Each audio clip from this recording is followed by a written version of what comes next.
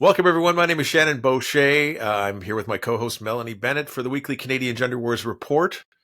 Release date, 10th December. December. Christmas is coming, right? My mom used to say that in June. Uh, I'm coming, Mom. Yep, so is Christmas.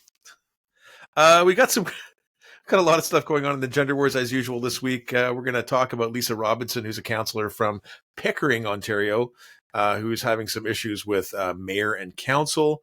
She was suspended not long ago for 60 days without pay for her for representing her constituents. We have some drama around the Trans Day, not the Trans Day of Remembrance. That was a couple weeks ago. This is the day of remembrance for action on violence against women, the École Polytechnique, and a trans MC at the U of T on that event. Went a little bit off the rails. This week we got a couple of leaked videos, one from EGAL and one from a teacher's training about a new resource being provided for trans inclusion and trans awareness. We'll flirt a bit with that, but we're going to do a longer video breaking down the whole report that they're releasing.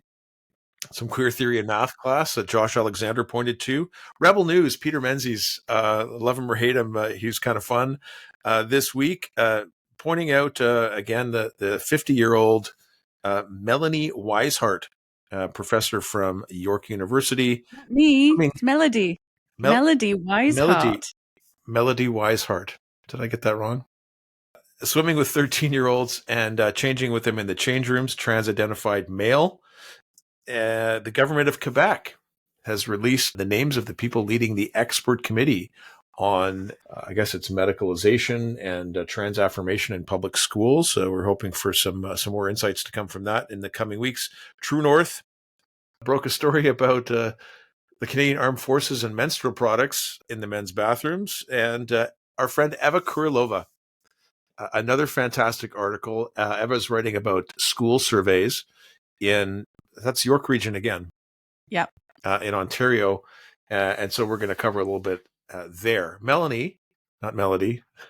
Melanie, what's going on with you this week and what's happening with the channel? And well, first thing I wanted to say is both you and I attended a Lighthouse event this past Monday that just happened this week, an event of a few speakers. There was Trish Wood, there was Bruce Pardee, there was Megan Murphy, and John Kay, who spoke about issues around free speech in Canada. It was a really good event. I hope Lighthouse do some more events, I think this was a fundraiser.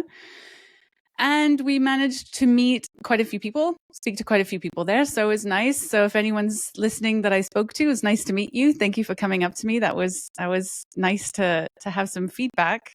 So that was the first thing I wanted to point out. And yeah, please like and subscribe. If you haven't already, if you've come across our channel and you like it, please like and subscribe. It really helps us. Also leaving comments. I love getting comments. I've taken to responding to as many as possible. We have a Christmas episode. We were talking about wanting to do something for Christmas, and we figured we'll do a year in review. So Shannon put out a tweet this week asking people to submit stories, bookmarks, anything that you think is a worthwhile top 10, top 20 of gender news this year. So it could be things like, who were the worst trolls? What were the biggest influencers? What was most impactful for you? Maybe there was somebody who influenced you or opened your eyes to something. So yeah, please do send that to us. We'd be really interested to know what you felt was some of the biggest news in gender this year. Just a reminder, my Twitter handle is FinkleDusty, at FinkleDusty on Twitter, and Shannon is at Shannon B. Douglas. So yeah, please like and subscribe. Dude, I love those year-end things, we get the concerts. Who made the most money? Well, obviously it's Taylor Swift this year. And you get the top 100 pop song countdowns. I used to love those on the radio, or top 500 classic rock. They send all the DJs on holidays, right? So they just set this up and run the 500 songs. We're going to take the week off during the holidays between Christmas and New Year's, but we are going to post that video, and I'm looking forward to getting more suggestions from people online and excited to try and rank them. Yeah. It'll be fun. It's been a big year. January marks the 1 year since I started the weekly Canadian Gender Wars Report. And as some viewers may know, I started it as a blog on Woke Watch Canada. And James Pugh, who's the publisher there, is still doing a summary every week and linking to our video. Woke Watch has been a great help in disseminating this summary every week. Our hope was to fit into a little niche, right? Like there's a lot of people talking about gender in Canada with different specializations, and we wanted to make this accessible for parents and people who are, waking up to this gender thing, helping to make sense of what's happening in the news in various provinces in Canada. This week, it looks like we got a fair focus on Ontario. Yeah. We've got Lisa Robinson first, a councillor in Pickering. Do we want to start with a bit of a video? Or Melanie, you've been following this a little more closely than I have. Yeah, I knew of it, and I saw this come up this week. Lisa has been representing her constituents in Durham region when she opposed things like Drag Queen Story Hour, when she opposed the flying of the progress flag. There was a few other things. We'll see it in the clips, but she's been opposing some of the things that we talk about here on this show, and it's not just her on her own. She's backed by the citizens of Pickering, and she came a cropper. Unfortunately, had her salary suspended because of her speaking out on this. She's been called transphobic and all of the names. So let's watch a few clips from the video that she posted this week.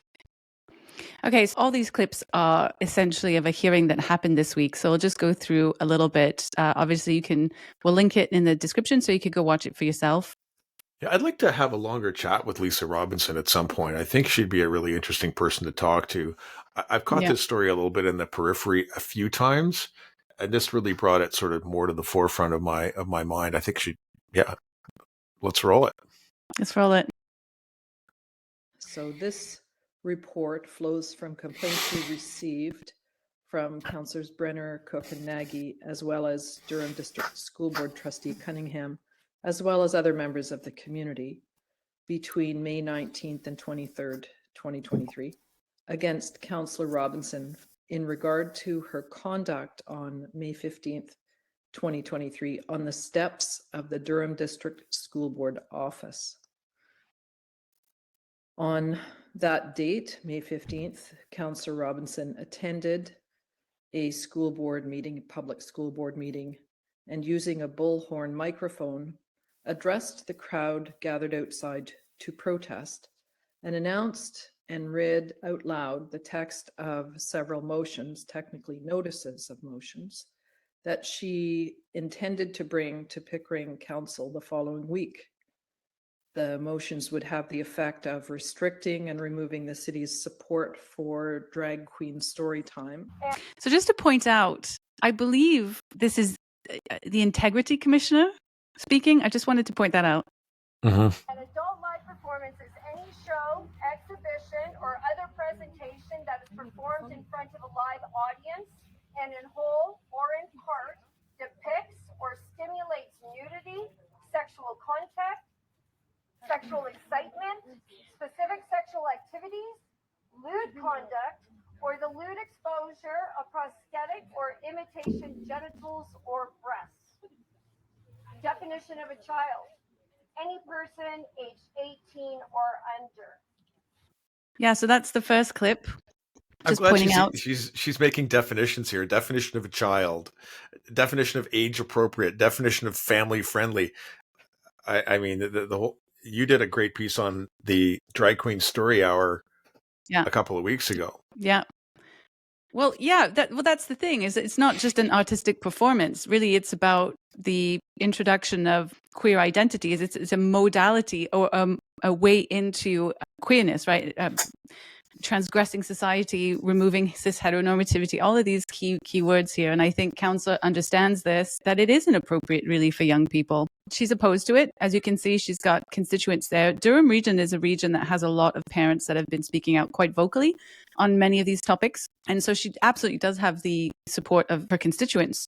So let's just continue watching.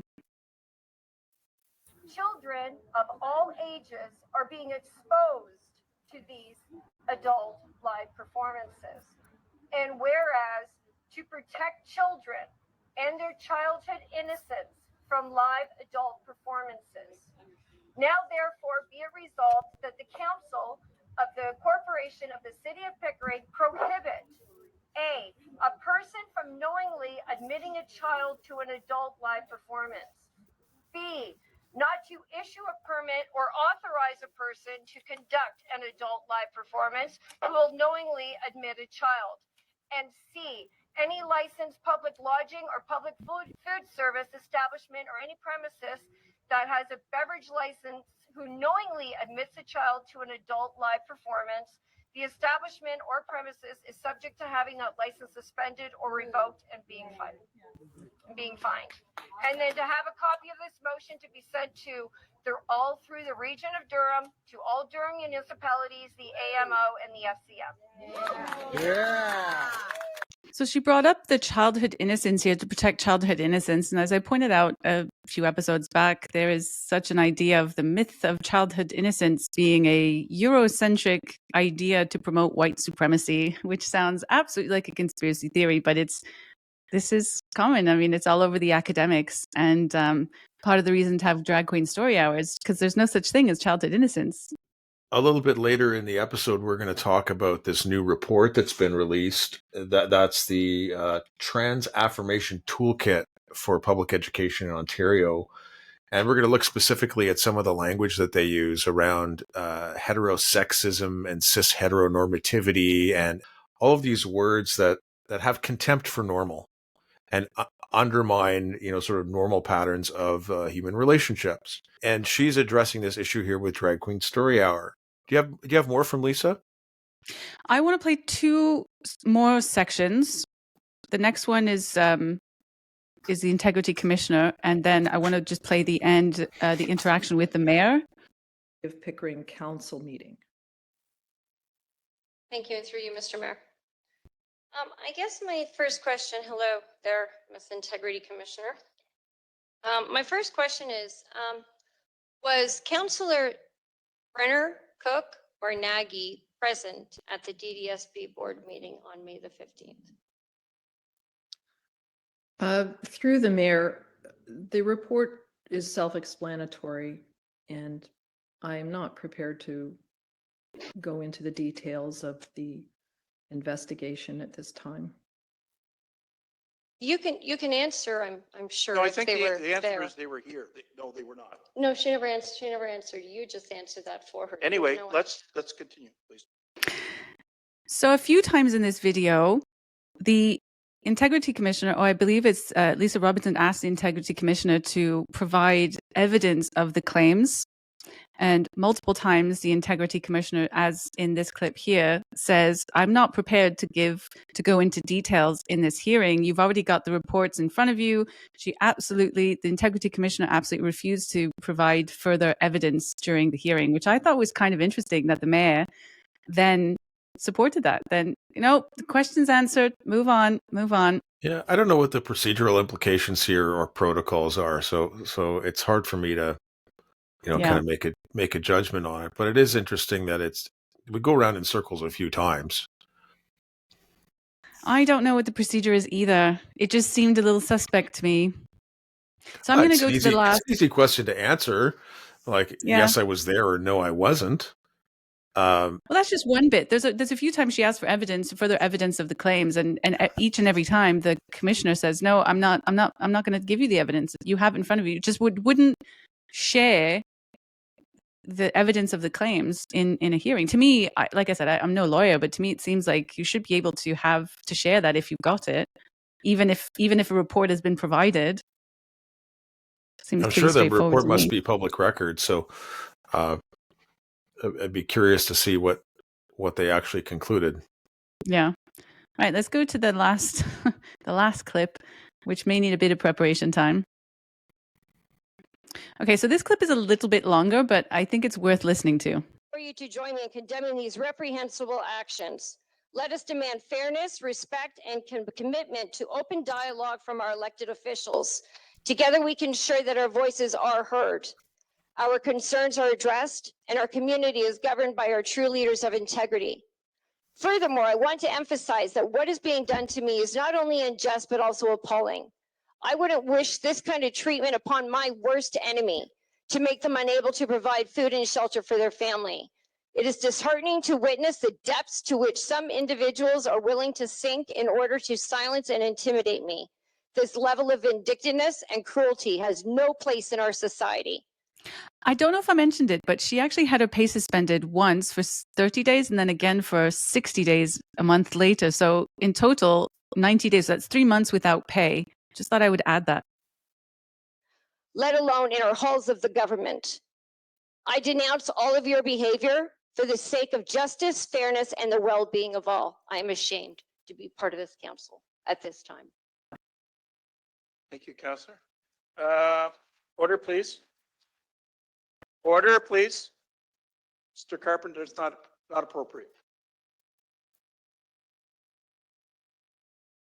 The investigation and its findings presents a challenging experience for Pickering Council as we grapple with the delicate balance between freedom of expression and the responsibilities that come with public office. Regrettably, Councillor Robinson recently authored another opinion piece in a local newspaper, once again denouncing the universal change rooms, while also making a few statements which I'm sorry, Mr. Mayor, but that is also a mistruth. I did not denounce the universal change room. I said it should be inclusive of all. You can get at that newspaper clipping. So what you're saying, I have it. Thank you. right? So, but what you're saying is wrong. What you're I saying have the is floor. wrong. Order, please. But Order. I Please. have the floor. Please. Yes. Speak with truths. You don't have one. Please sit down. Please sit down. Please sit down. No, you don't. Please. I know my rules. Please sit. Ms. Robinson. No, you can't. Sit down, please. Please sit down. Please sit down. I'm not afraid of anything. I have the floor and I'm giving my remarks. If you want to come up here in 3 years, you get your 25 signatures, you get your $100, and you put your name on the ballot. Sir, right there, Mr. Mayor. Order, please. I'm not afraid. See, please sit down. Please sit down. Please sit down.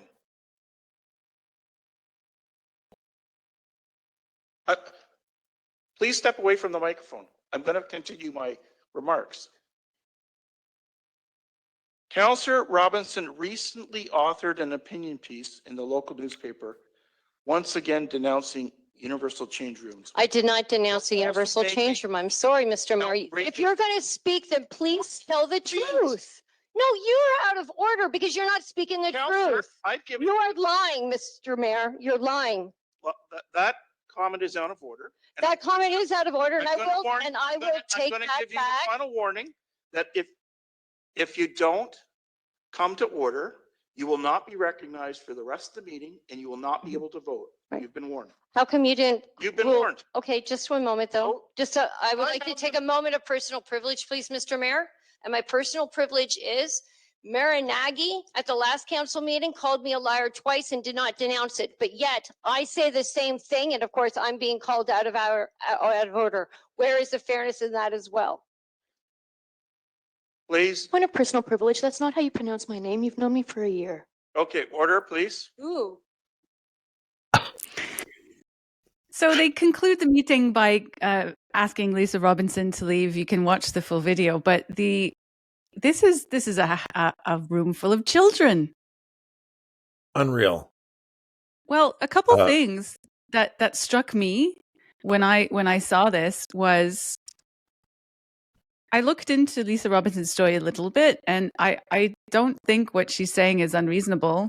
First of all, it's being called transphobic and homophobic and all this stuff, which, I mean, even if it was, she's representing the views of her constituents who don't want this political identity. And it does seem that there's very much a top-down authoritarian approach here. She's representing what they don't want. And the panel is basically saying, well, shut up and do as you're told. This is what we're doing anyway. We're telling you what we're going to do. And what she did is say, have critiques for the universal bathroom. She had critiques with Drag Queen Story Time, and critiques with the Progress Pride flag. Not the Pride flag, as they say, but the Progress Pride flag, which is a political symbol. Yeah, that's how she was treated. It's wild to see. This is a bit more dramatic than the Waterloo District School Board. And there have been multiple meetings where there has been real drama and real nasty political process games. I don't know the rules well enough to... Well, he basically said, if you want to speak, get yourself elected, then you can speak. What a thing to say. Yeah. I don't like speculating, and someone has called me out for speculation before. I believe that at least in the House of Commons, there is some protection from defamation in commentary. It's a parliamentary privilege, which excuses a lot of crappy behavior. Yeah. But outside the chambers, it's a different story. To have a mayor misrepresenting somebody, and he's passing a judgment of 60 days with no pay here. That's where he's going. Am I right in my recollection, Yeah. Melanie? Yeah. And he's lying. So, whether or not she is entitled to stand up and push back at the lies in terms of process, this is clearly a witch hunt. Well, it is a witch hunt because you have politicians who are at protests all the time calling parents, or even our prime minister essentially calling parents transphobic bigots, and that's fine. But a councillor is representing the views of her constituents and having her pay taken away because she's saying, this isn't what your constituents want. Like, the double standard is quite palpable for me. Yeah.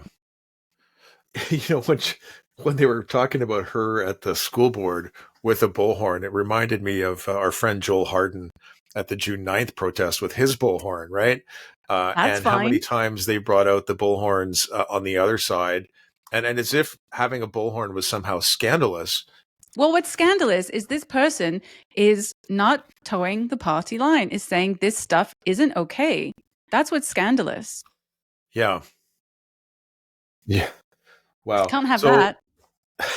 Lisa, if you're watching, well done. Way to stand up for yourself.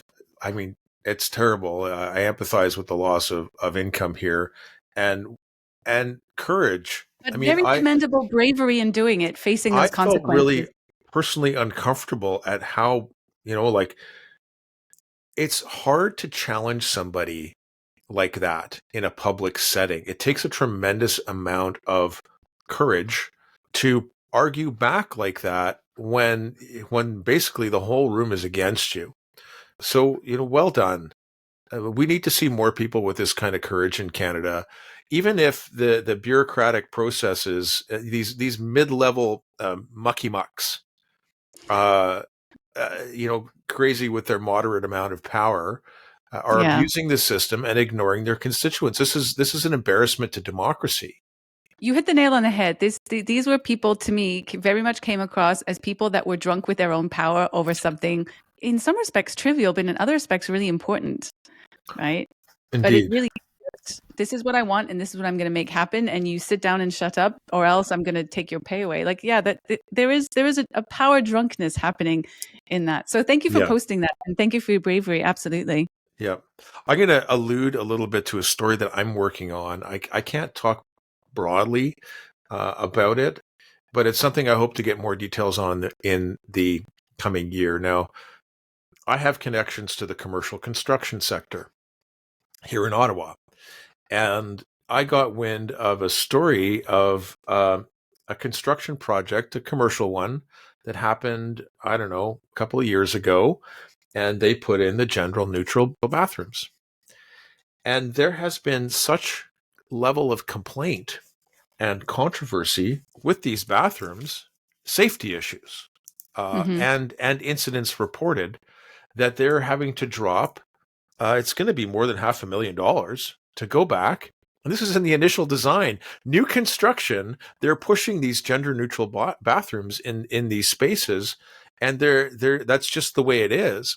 And it's pretty hard to undo this sort of thing once it's built, if you're building from scratch. So we have a situation where a building is put up with only one bathroom, basically. and it's causing problems, and it's going to cost an awful lot of money. And my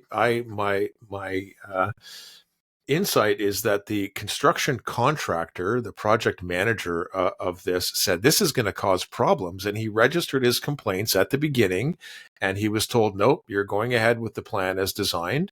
And now he's has a unfortunate I told you so after the negative outcomes have manifested themselves. And we know the Toronto District School Board has done this. This happened in Vancouver. These gender neutral washrooms are causing anxiety and serious issues for students who don't want to go to the bathroom, right? And we hear about, trans people, particularly lesbians. What did Aaron Kimberly refer to it once as? Butch bladder. It's kind of a fear to go into, regular women's spaces as a butch lesbian woman who is passing as a man, and a fear of repercussions for going into those spaces. So I'm going on a bit about this, but Lisa has serious concerns, and so do her constituents, and silencing those concerns, and this is bullying. This is just no other word for it. It's not going to make those concerns go away. That's the crux of it. Bullying people and silencing people with a heavy hand, mind you, is not going to suddenly make these concerns go away. It entrenches people's thoughts. It makes them more upset. It's absolutely no way to conduct business, in my opinion. Hey, let's segue with Josh Alexander's tweet. Let me see if I can pull it up and reference it. He's referring to a school in Orleans, where Orleans is a suburb of Ottawa, and the math teacher has put up an exercise, trigonometry. I lost. Where the heck did it go? Oh, you sent it to me. And it's in a side document. So I got this. You got it. Here's what Josh Alexander said. This question was given to grade 9 math class at St. Matthew Catholic High School in Orleans, in Ottawa. What does sodomy and genital mutilation have to do with trigonometry? My parents are let go, yet other teachers are empowered by their Catholic boards for promoting this filth. Calculate all the angles. So I'm going to segue over to this leaked video that we received this week. It's about an hour and a half long. One of our friends, I think it's the same Kenan that we talked about a few weeks ago. Does that ring a bell, Melanie? The Victoria Keenan? video? Yeah, so Keenan Harper. Is that who you're talking about? Oh, it's a different Kenan. Maybe I'm mistaken. In any event, there is a good section of this video where these queer activists, and these are people who are working in teachers' education in Ontario, so they're teaching teachers, are talking about parents' rights and parents' ability to opt out of the sex ed curriculum and what they're entitled to do, and then how this is being pushed in the rest of the education system outside of the sex ed curriculum. There's no way to opt out of it. They acknowledge this, and they say that it is a student's human right to be represented in the school system. I mean, this is derivative policy of derivative policy. What they're teaching other teachers to do. And here we have this math class where this is the infiltration. This is spreading it through every aspect of the education system. So there's no way to exempt your kids or to protect your kids from this kind of indoctrination. Now I'm going to jump to a short clip. I posted this on Twitter on Saturday, just as a little preview, but I'm going to share the video with viewers so that we can have a little talk about it.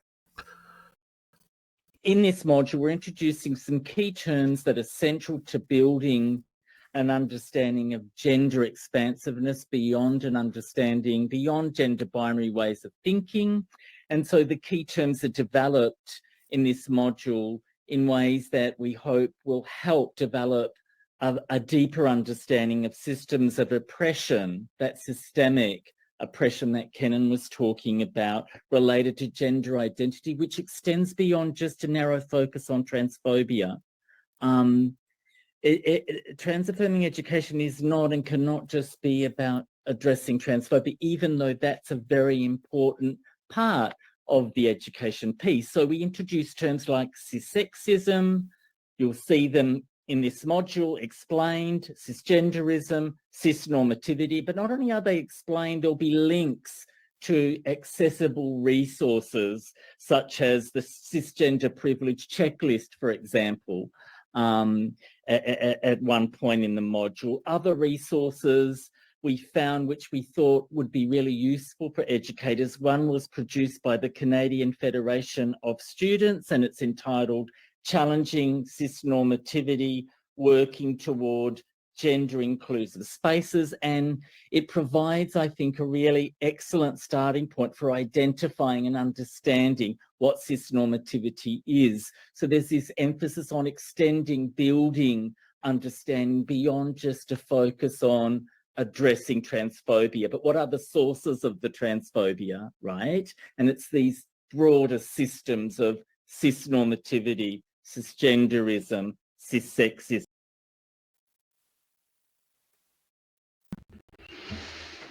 Wow. I have thoughts. Transphobia is the result of cis normativity and heterosexism. I did a video on this summer. The YRDSB, the York Region District School Board, has their gender expression and identity guidelines. Anyway, so I went through their glossary, which is kind of what this person is talking about. They have this glossary of terms. They have to explain to you what these terms mean because they take over language, so they need to tell you what they mean. And if you actually bother reading these things and looking into what they actually mean, some of it is absolutely off the wall. Now, this person is talking about cissexism, cisnormativity, cisgender privilege checklist that the students came up with, and also another document, Challenging Cisnormativity. Now, a really important thing to understand about all of this is to take the marginalized. It's taking the marginal, which is the idea of trans, and pushing that into the normative space. Normative is shameful. They view normative as the enemy. It is the oppressor. If it is normative, it's oppressive. And that's what they're kind of pushing onto young people, putting that in their heads. Now, who wants to be ashamed of themselves? Who wants to be the oppressor? Nobody wants to be the oppressor. It creates a shameful environment. So if you're heterosexual, if you are cis, which is somebody who is not trans, all cis means is I'm not trans. So if you are not trans and you are heterosexual, that's shameful. You're an oppressor. You have privilege. And that's what they're teaching children. And so this is why we say things like indoctrinating children. This is why we say things like transing your kids. Because when you keep telling young people them being normal, which they call normativity, and when they call it normativity, it's a bad thing. Of course, you're going to have a certain amount of young people that are going to start identifying as queer or non-binary. One of the most popular things for young girls is non-binary. Well, non-binary takes away that cis privilege that they keep talking about. Now, whether or not cis privilege even exists, that's a whole other conversation. There's an element here. I think Shannon, in some of your videos that I saw on this channel from last year, some of the earlier videos, you talk about how a lot of this seems very much like a conspiracy theory. This conspiracy that being normal, that being heterosexual is somehow the great undoer of society. And so we have to take the marginal, which is the elevated class, right? It's a celebrated class, to be marginal, that you're really a special flower and we really need to make you a special flower. And so if you want to be a special flower, you need to shed your shame of being normal, normative, and you can become you can rise from the ashes as the phoenix of the queerness that you truly never knew that you really were. Now I'm adding some context onto this, but speaking of flower, there is an underlined element of that. And as we just saw with Josh Alexander's example of a trigonometry question with the progress pride flag. Okay, it's just a progress pride flag. Who cares? But it's when these things are continually introduced all the time, a little bit here, a little bit there. People say it's not in the curriculum. No, because it's in the school books like this, and it's the teachers talking about it. The constant shooing in or smuggling in, as we say, into all kinds of areas of life. That's what indoctrination is. These concepts, there's no way of saying these concepts are real. Is cis heteronormity really a thing? There's no proof of that.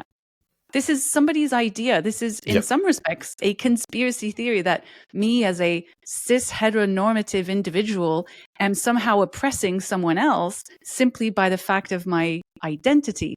It's a conspiracy theory. Yeah. Maybe this is one of our larger stories this week, and that's the Angus Reid polling that had come out.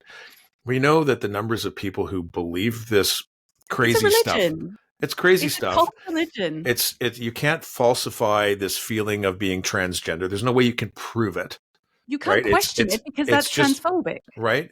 It has all the markers of a religion, and a belief in a soul separate from the body. We've talked about this before. We're going to go at length into this report. This is I'm sharing the screen here of the cover. You can download it. I'll put the link in the. Oh, look, we've got the land acknowledgement here right in the beginning, and a dear reader. But I want to go to just. Here is the reference point, frameworks for unlearning, that this little clip is referring to. Let me just say, unlearning really just means brainwashing. Take all the stuff that you understand to be normal and true. Let's unlearn that. Let's wash it right out your brain. Yep. And this reference part that they're looking at, where they're tackling this systems of oppression, related, starts on page 23. It's going to be 4 pages long, but it expands. It's like 14 pages of this report about all the oppression. Now, one of the frightening things that stood out to me about it in this video was that there was a reference. So that this was built on a survey that they solicited their participants in online, and there was more than 1,000 people. I think 1,500. They winnowed it down to 1,100. And they cite the lived experience of one person who wrote feedback, who said, I didn't realize I was trans until I was 38 years old. And if I'd had this framework in school, I might have understood myself much younger. Okay, so this is straight up suggestion that kids need to be told about these trans identities. And you've got a 38-year-old male to female transsexual. And we know from the James Cantor's testimony and Amy Ham's trial, it's all on the public record, his decades of research. We're talking about an autogynephile, a man who loves himself as a woman and is living out a sexual fantasy by transitioning. This is what we used to call a pervert, who's wearing ladies' undergarments and masturbating. And we want to teach this to children. It blows my mind. I'm not talking very softly. Well, you have to understand the one last point in all of this that's really important is that we talk about trans very often as though this is the same thing as transsexuals that we understood in the past. And it's really not. This new transgender is part of the queer umbrella. And queer, as we've explored with some of the academic papers, and I'll talk a bit at the end of this episode as well, is that they make it very, very clear that queer is not an identity. You identify as queer, but it's not an immutable identity. Queer is a political identity. It's really about intersectionality, and you can't hide the fact of your ethnicity, but you can opt in to becoming queer and opt out of that oppression. It is a political identity. So if you suddenly discover that you're transgender, that could also have a lot more to do with wanting to shed off some of that oppression too. So there's a lot in here, and it's not just, I've always known that I felt uncomfortable in my own body, and I've explored this with therapy. A lot of it isn't that at all. But that's a whole other kettle of fish I'm sure we'll talk about when we go over this video. While we're talking about perverts, which we like to do on this show. It's uncomfortable language, right? We do want to be inclusive. Both you and I, and most of the people that we know, come from a framework of, let's live and let live. Let's respect people for who they are, and let's all mind our own business. And what you do in your bedroom or how you conceive of yourself is your business. But when people start to make it, push it into the public sphere and impose themselves into spaces where they don't belong, and start bullying people into what they must say and what they can't say based on their own testimonies, with this elevated, sacred transness, bespoke intersectional identity that gives them the authority to speak over everybody else, then we're starting to get into really strange places. So speaking of strangers in places, a 50-year-old man, we talked about Melody Weishart before, professor, head of the Cognitive Flexibility Department, the York at University. York University. And I've said this, okay, he has been competing in teenage girls swimming competitions. The last one was in Markham. And, like we talk about swimming, but there's a segue here to mental gymnastics. Because he's the cognitive flexibility guy. Peter Menzies covered it for Rebel News. He was at the Aquatic Center in Barrie this time, and he was confronting I guess, management at the Aquatic Center, demanding that they explain why a 50-year-old man not only is swimming with girls in the pool, but changing in their change rooms. I'm just playing it while you're talking in the Yeah. background. The looks on these people's faces, like this guy's got a smile. They call it duper's delight. He knows that he's bullshitting. You can see the smirk on his face.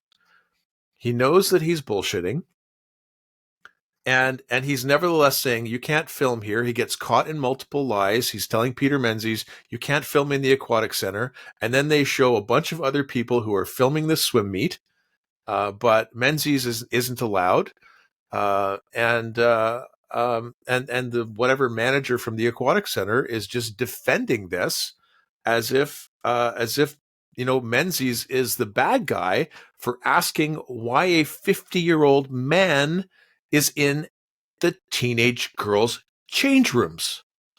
Well, as a mother myself, what I'm glad that he did it. I mean, he did it with Booby McGee as well, sort of chased him around, asking him questions. Like you say, like him or hate him, Menzies does definitely go in for the kill there. But as a parent, if I were, I cannot imagine being okay with my daughter going into a changing room with a fully grown man who's older than me, on the basis of just being kind. Like, this is what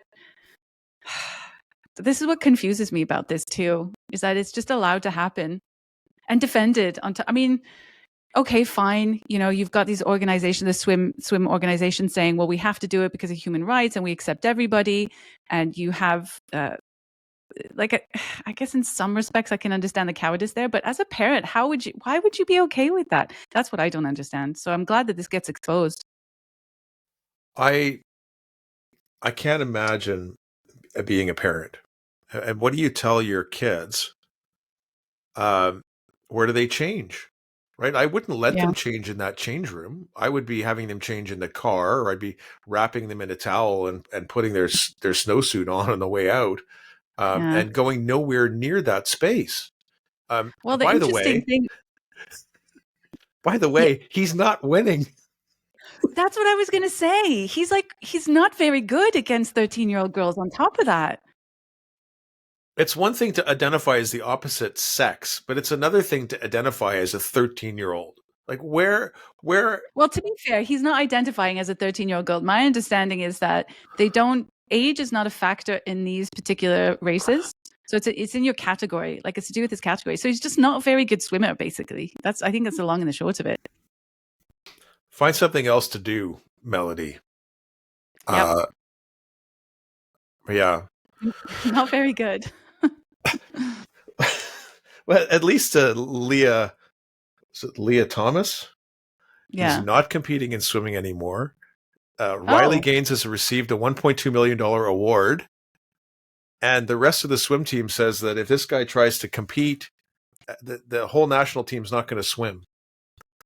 Yeah, we need to see more of that. I think, we need to be more brave. And the more people that stand up and the more people that say no, the easier it is to say no.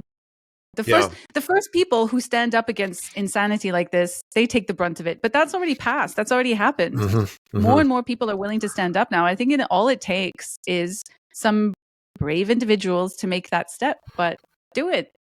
Yeah. Do it. It's at the worthwhile. Lighthouse event on Monday, it was a great event. Lighthouse is a terrific organization. If you catch wind of another Lighthouse event like this, you make it a point to attend.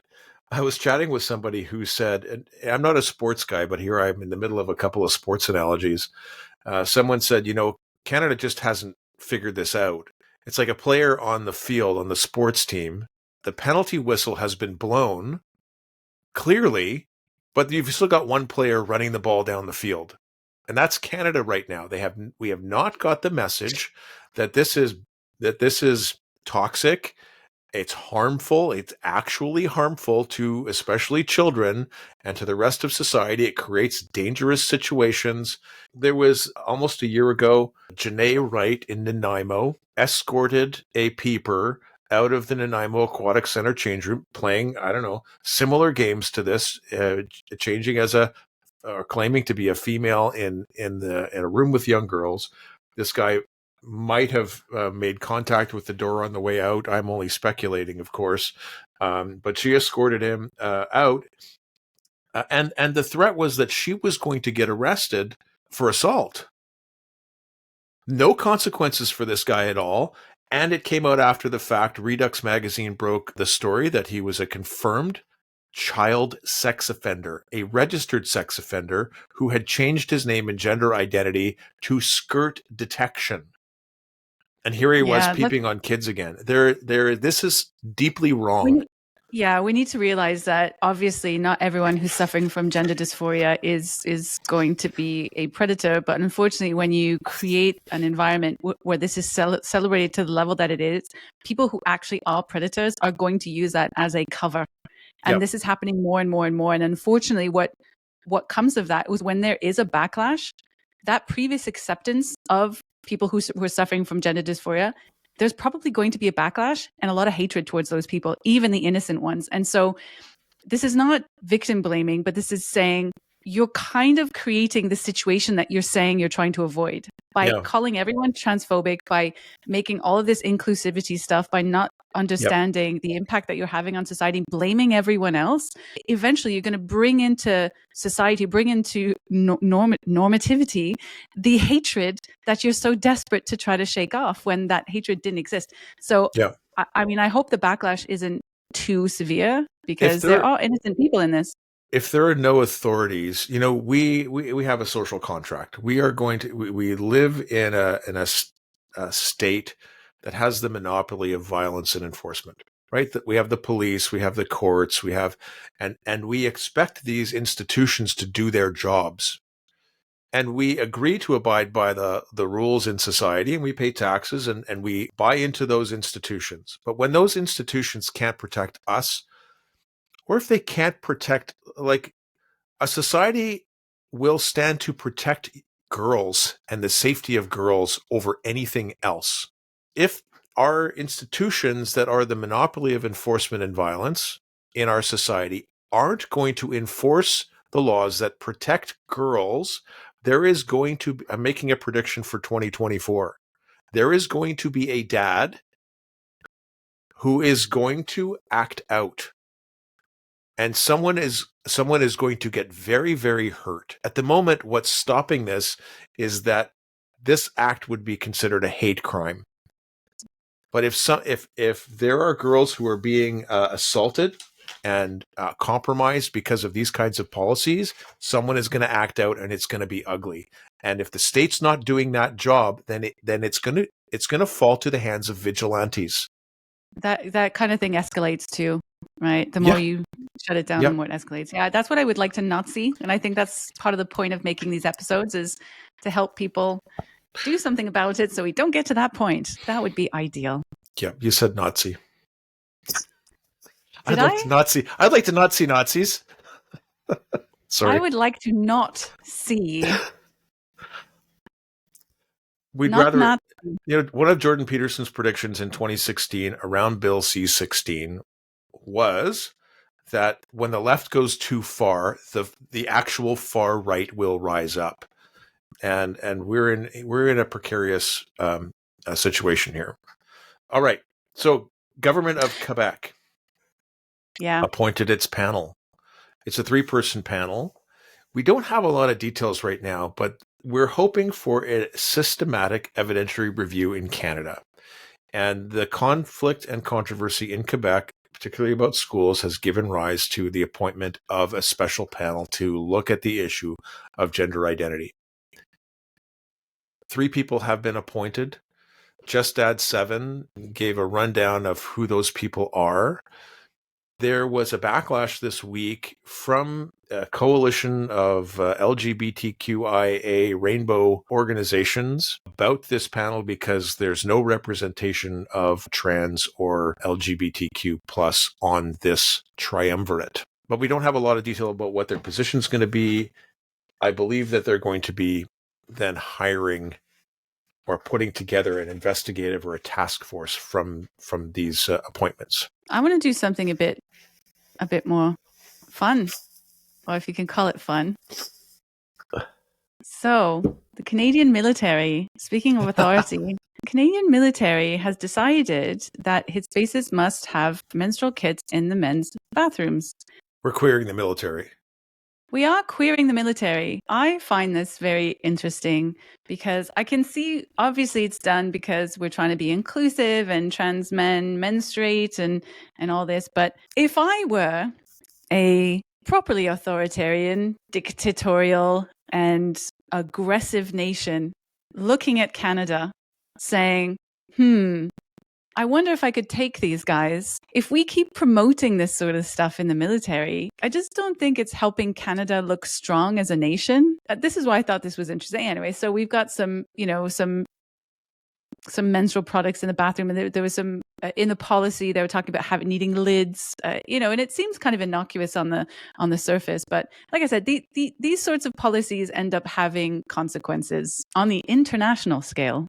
We're an embarrassment. Canada, our friend Rupa Subramanya put up a piece this week about a lack of courage and bravery in Canada.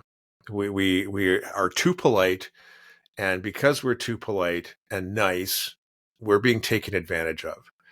But Canada has, if we go back a few generations, Canada was just extremely well regarded as fighters in the First and Second World War.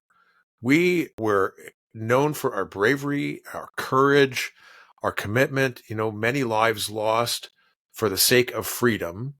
In the military, we require soldiers to do things that are distasteful, that we don't want to think about them. We're seeing that in the Israel-Palestine conflict right now.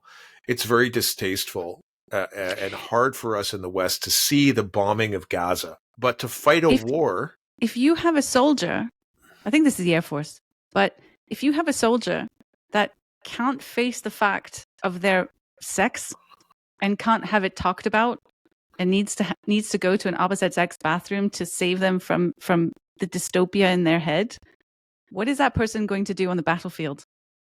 How are they going to be able to cope with these sorts of things on the battlefield? Those are the kind of consequences that we need to think about here, because there's a fragility in trans. We've got some real, some usual suspects here. We've got Seamus O'Regan on the second from the left in the photo. And there's an NDP Janice from Alberta. Who else is there?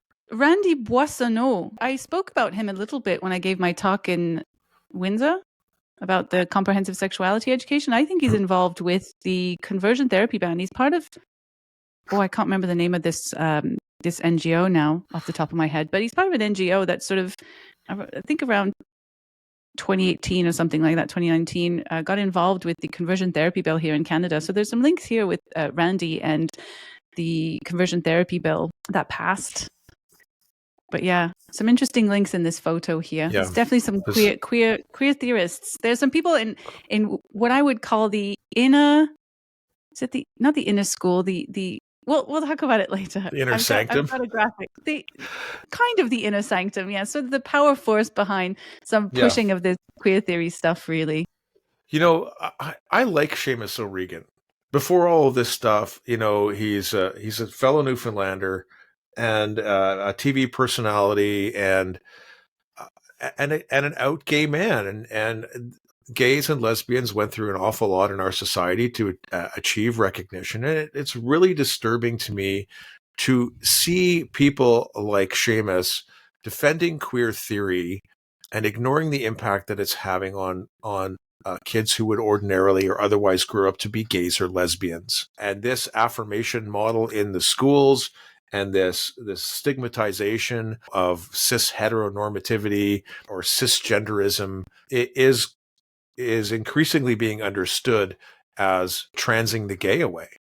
Right? It's Well- another kind of conversion therapy. I really believe that some people, I'm not saying who in here understands and doesn't understand, but I really do believe that some people pushing this do not understand what they're pushing. Other people really, really understand what they're pushing, and they're very happy to do this. But many of them don't. And that includes some of our leaders, some of our politicians, some of our influencers who just see the kindness aspect of that. And so, you know, they may have encountered homophobia in their lives and they think that this push really is about countering that, when that's not what it's about at all. So, but if you're a leader, you should know better. Got the true believers, and we've got the cynical political types, and then the useful idiots. And it's sometimes hard to distinguish who is who. Well, speaking of people who may or may not understand what they're doing, the next story, I really believe this person fully understands exactly what they're doing. This is the University of Toronto inviting the non-binary trans femme or trans woman to give a keynote speech on trans misogyny during the anniversary of the École Polytechnique mass shooting. I've got a video. I hope it plays. Let me just see if I can play it. Let us walk through that valley of fear together. You know, I am quite afraid to be here today. I can feel my legs shaking, the cold in my fingers where the blood is flowing out of them in a rush toward my pounding heart. To be a woman, to be a transgender woman at this moment in history, offering a presentation on December 6th is controversial, to say the least. Others might say offensive. And indeed, many people, several hundred, if likes on social media are representative, have expressed offense about my presence here. Some are outside today. Some of these individuals declare that U of T's choice to invite me to speak is, and I quote, sacrilegious, gross, disrespectful to women, hatred for women, an utter disgrace, and there is even a post on the social media platform known as X, formerly called Twitter, comparing my presence here to Nazism. It is tempting, in a way, to dismiss these words as pure spite and nothing more, to write these people off as cartoon villains, beneath my attention and undeserving of my empathy, yet the truth is, I don't believe that anyone is undeserving of empathy. And I am affected to my core by transphobia and misogyny. They keep me up at night, haunting me with questions to which I do not know the answers.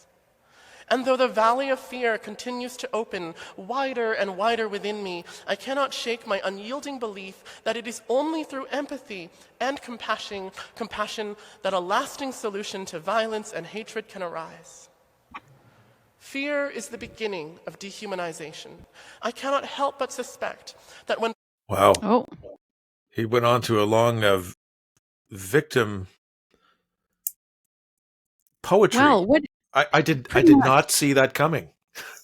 Well, there's a lot of talk about this empathy, having empathy, being called a Nazi, misogyny. I mean, let's be honest here. What is misogyny? Misogyny is this visceral hate towards women, for being women.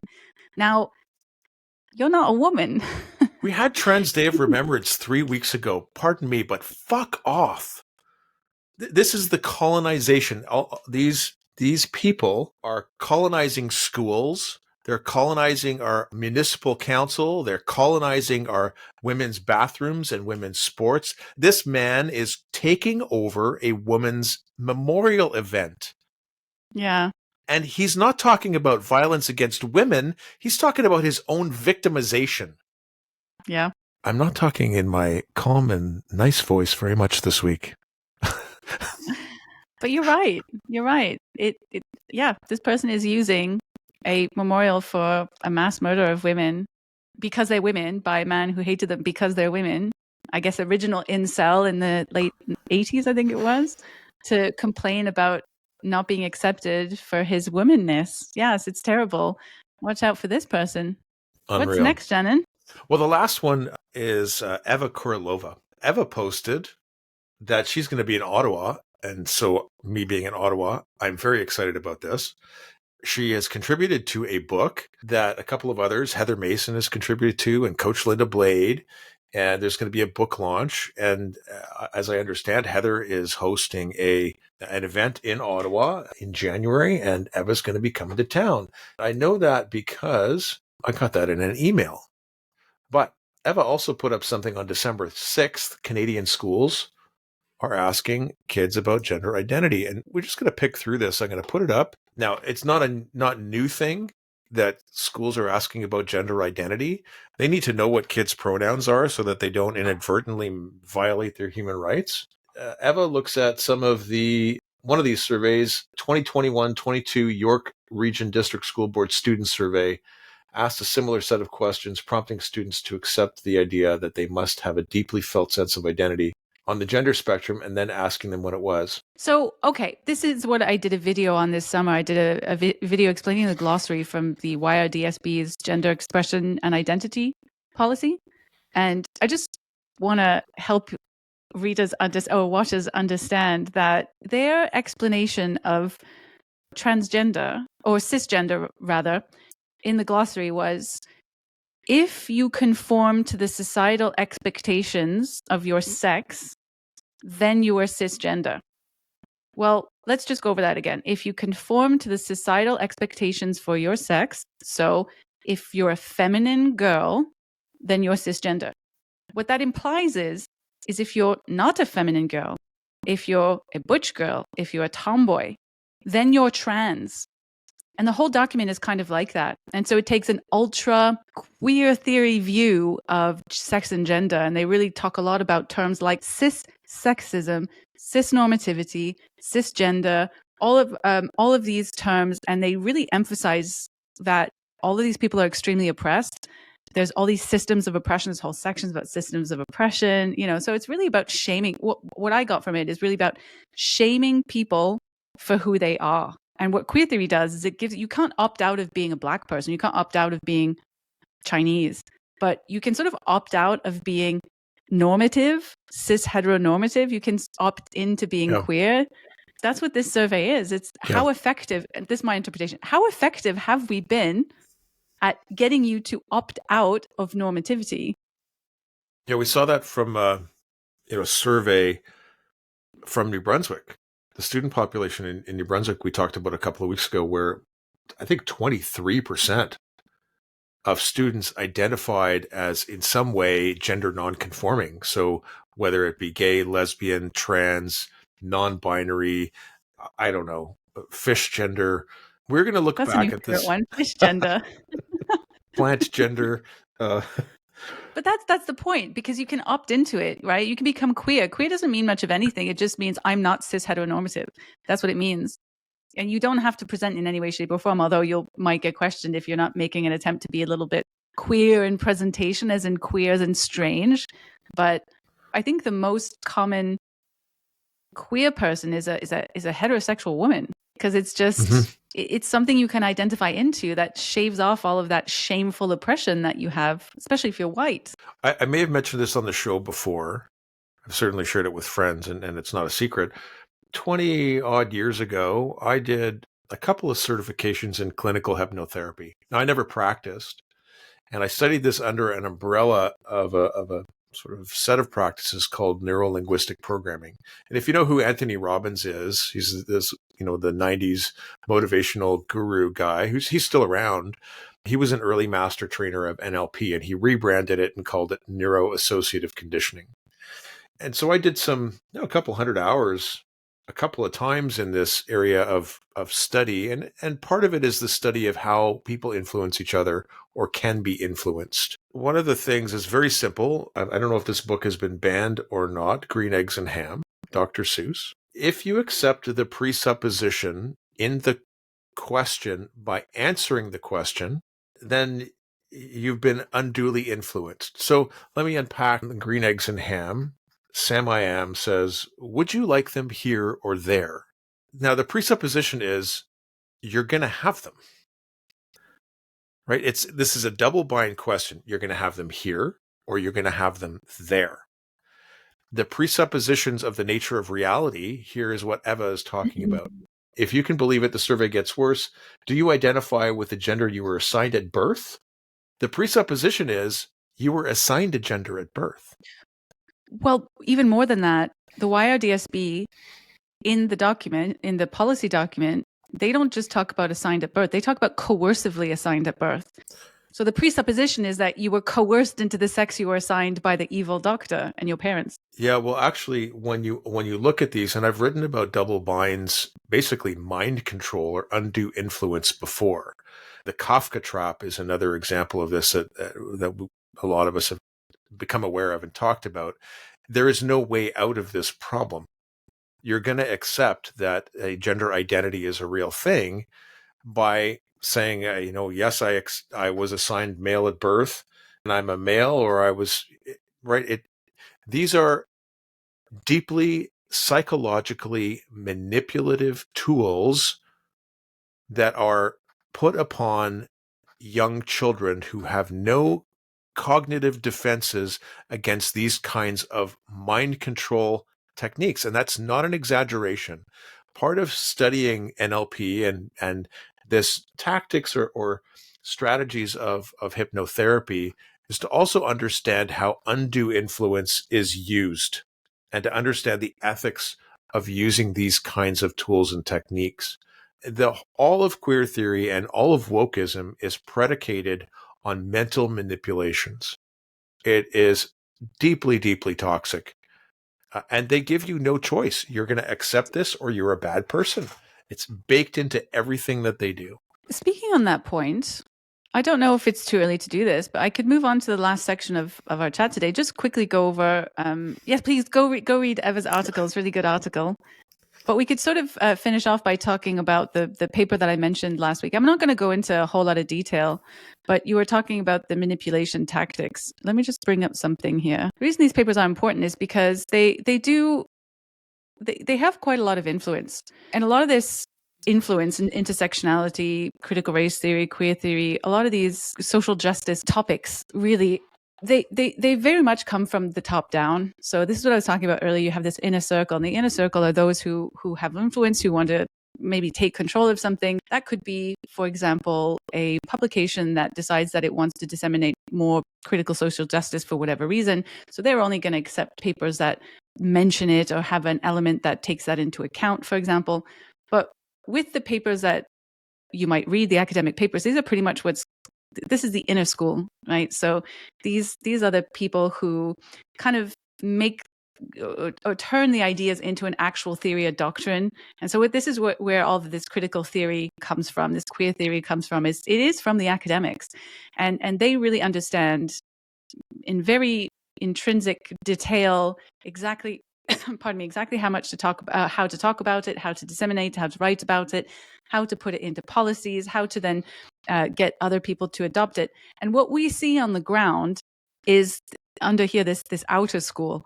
Of course, you see these angry people here. So that can obviously represent the trans activists on the ground getting very upset at people going to all these protests. It can represent that. But it doesn't just represent those angry people. It also represents a whole lot of people who have taken on these ideas, who don't understand that the doctrine that they've taken on board is a top-down indoctrination process.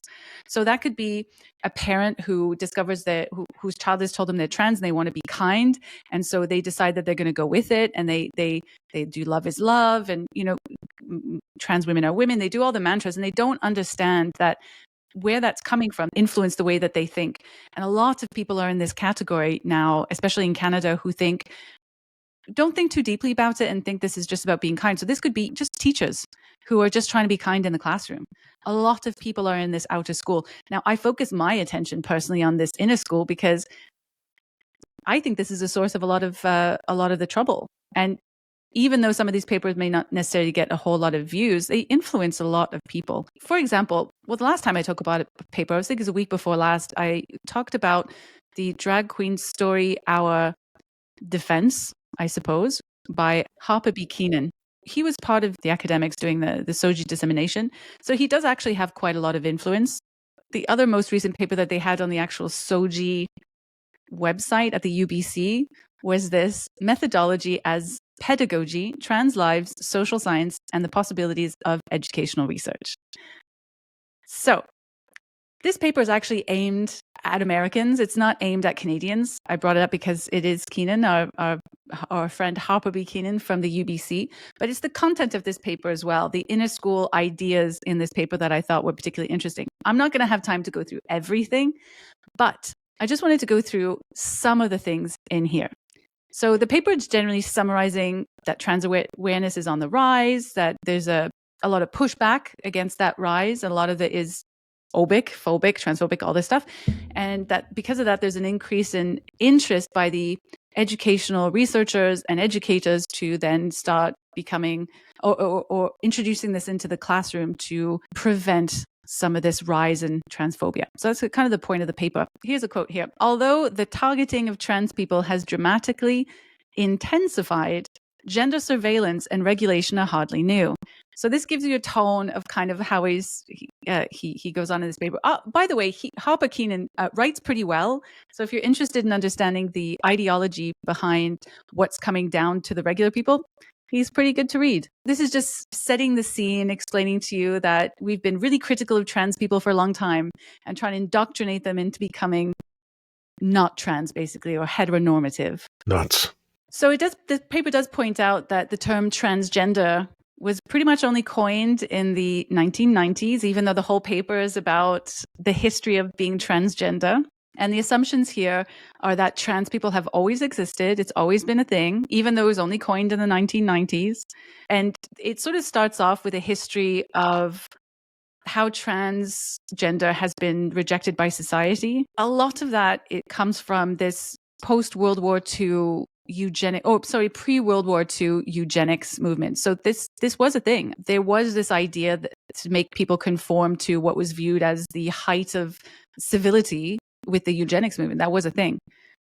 But trans, as it were, or people who were gender nonconforming, they weren't targeted in the way that they'd like to believe they were. A lot of people were targeted by the eugenics movement. And today, this is not continued. So this is the framework for one of the things I'll talk about in a minute, that Eurocentric white supremacy, whiteness framework that they feel underpins this hate for trans people. It's all about white supremacy because of this pre-World War II eugenics. But we've moved on from that. Another point that I thought was interesting is that in the transgender movement or the gender queer movement, they often still idealize John Money. So in this paper, Harper does talk about John Money. He says researchers like John Money argued that chromosomes and gonadal structure were not reliable predictors of a person's gender role. Instead, pointing to assigned sex and socialization as a more impactful in shaping a person's self-concept. This is the idea of the clean slate. The idea that people are born a clean slate and they become who they are by societal expectations, right? This is programming and social construction. Yeah. Right. For viewers so gender's a social construct. For viewers who don't know who John Money is, at the top of your mind, John Money was a sexologist, not a doctor, and he was at Johns Hopkins in the 1960s. And there was a case of Canadian boy. He was a twin. David Reimer. And I remember seeing David Reimer on Oprah Winfrey in the 90s. There was an accident in circumcision, and Reimer's penis was so badly damaged it was irreparable. And John Money said, not to worry. The parents sought out some expertise, and Money was the person they settled on, and who said that, okay, not to worry, just raise him as a girl, and at the right time we'll have appropriate surgeries and we'll feminize him, and that's fine because gender is social construction. Now, in the 60s and 70s, there was still a debate in the field of psychology and psychiatry about nature versus nurture. And nature being this blank slate or empty slate notion of the world, that human beings are born to be programmed and are fully programmed by their environment, and there's no nature at all. And then on the nature side, everything, the argument was that everything is kind of predetermined. It's temperament, it's personality, it's on board, and then we just kind of navigate the world with our temperaments. Now, I had the privilege of raising 4 kids, and each one from birth had a different personality and a different temperament. It's pretty obvious if you're a parent and you've done this, if you have lived on a farm and seen how a litter of kittens or a litter of puppies grows up and has different temperaments, it's really hard to argue social constructionism. Now, the debate was more or less settled, and it's neither one nor the other, but both. But what's happened with John Money's beliefs, and sadly, David Reimer committed suicide. His life was a really sad story of trying to come to terms with what happened to him. And it's worth reading. Helen Joyce's book, Trans, I believe, goes into it quite some length. But David Reimer was a victim of John Money. And the whole trans activist social construction theory missed Psychology 101 course, where they taught the nature and nurture debate and the resolution and what we've come to understand about nature and nurture. They believe 100% in nurture. They didn't miss it. They were there. They just dismiss it entirely. The argument is, I mean, with the trans gender as a social construct, they argue that David Reimer committing suicide and never feeling like the girl he was supposed to be raised as was proof that he wasn't living his gender identity, and that created suicide. And so they kind of argue around that. But the point is that John Money is still viewed as a really important figure for trans ideology with this clean slate idea, even though for regular people that's pretty much been debunked. Again, here with just to touch on, the early social scientific study was used to analyze gender nonconforming behavior in order to eliminate it, in large part because it was perceived as a threat to the preservation of white supremacy through heterosexuality. So that's kind of what I was alluding at here. There's so much talk in this paper about cis heteronormativity originating from white supremacy. So remember, I'm talking about the inner school here, and that disseminates and creates policies that goes down the ladder into schools, primary schools even. Yeah. Oh, give me a second. Okay, so I had a little look at some of the intersectional ideas in this paper. I found that this is 5 pages long, by the way. It's not a huge paper.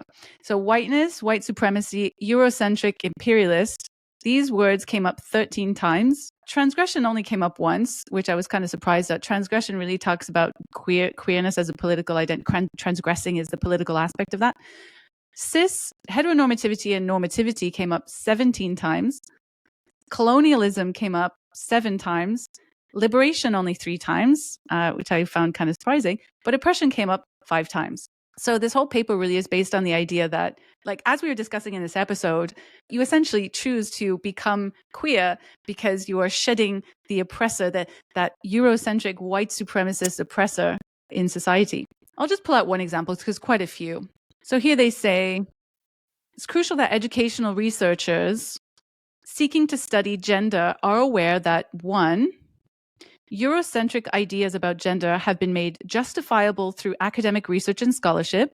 2, that these ideas have pathologized transgender existence, transgender only having been a thing since the 90s. Number 3, that while the gendered structures of white supremacy have been imposed upon virtually all people in colonial societies, the design of these structures has historically served to facilitate the reproduction of white and wealthy ruling class. Marxism. So it's queer Marxism. Yeah, Marxism didn't come up once in this, but in the Drag Queen Story Hour, they do point out over and over and over how queer is a political identity. What is that political identity? It's a Marxist identity. It's what it is. Wild. I'll let you finish up because I want to plug the book that Eva contributed to before we close out today's Gender Wars report. I'll stop here. I won't continue, but I will say, why is this important? So if I bring your attention back to that image that I showed you with the inner circle, the inner school, and the outer school, why it's important because the academics are being taken over by critical social justice. Okay, this is crushing critical thinking. Now at university, we often talk about critical thinking or put critical thinking on a pedestal, as it should be in many respects, because it helps us understand the world and progress in our knowledge of the world. But critical social justice isn't critical thinking. Critical thinking requires you to gather all of the information. Don't apply your own bias to that information. Some of it might disagree, but you gather all the information and you analyze that information based on how robust it is. And you come up with your own conclusion based on analyzing that By weighing information. the This is evidence and looking at the full the big picture. the range of information available. Yeah.